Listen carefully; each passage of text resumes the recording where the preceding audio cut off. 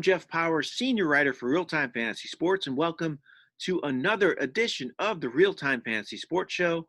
On today's RealTime Fantasy Sports Show, I'm going to give you 5 sleepers for week 4 of the fantasy season. We might have to look at these guys a little more closely this week because of the cancellation of the Titans-Steelers game, so fantasy teams might be having to scrap a little bit more than they have in recent weeks because we have 2 teams off, might be looking for some plays to use for all those Titans and Steelers players. Here are 5 options you might want to consider playing in week 4. All right, my first sleeper is Zach Pascal with Indianapolis. So the loss of rookie Michael Pittman really opens a door for Pascal to get more playing time. And Pascal's already made some plays this year, even though he hasn't been one of the top 2 receivers in this offense. He has multiple receptions every game this season, but we'll see his targets increase now that Pittman's out of the lineup. This is very good news for Pascal. He could produce well, especially this week against Chicago, who allows 245 passing yards per game. They do much better against the run, so I think Pascal could have a good showing in this matchup against Chicago. My next sleeper for week 4 is Cleveland quarterback Baker Mayfield. So Mayfield isn't producing huge fantasy numbers in the Browns' run-heavy offense, but he has shown some signs of life. He has multiple touchdowns 2 straight games and just 1 interception during that stretch. I think he could be called on to throw more this week against Dallas, though. I could see Dallas getting up big in this game, and Cleveland could be having to throw the ball more since they're playing from behind, abandon the run a little bit. And if they throw the ball a lot, I think that's good news for Mayfield because Dallas has not been very good against the pass this year.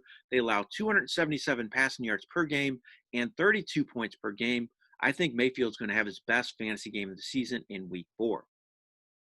All right, another player from that game I like as a sleeper is Dalton Schultz, the tight end for Dallas. So he's now 10th overall in fantasy tight end scoring. A little hard to believe, especially since he started just 2 games.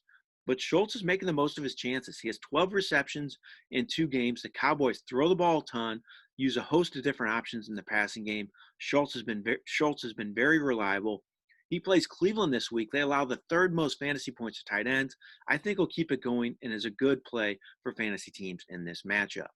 Another sleeper for me is Justin Herbert with the Los Angeles Chargers.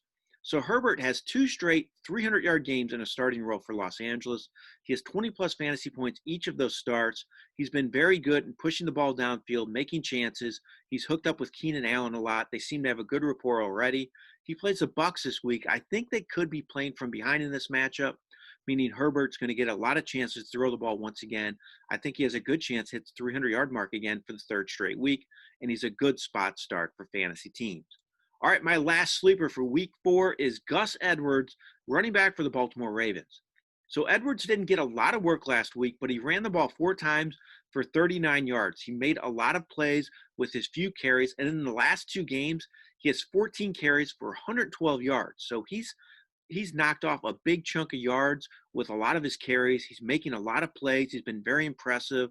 He gets weekly work. He plays Washington this week, and I think Baltimore could get up big in this game and run the ball a lot in the second half, meaning that guys like Edwards could get more chances than usual, and I think he could produce one of his best games of the season, this matchup. If you want to take a chance, I think Edwards has a high ceiling, and this one could be a spot flex play for fantasy teams.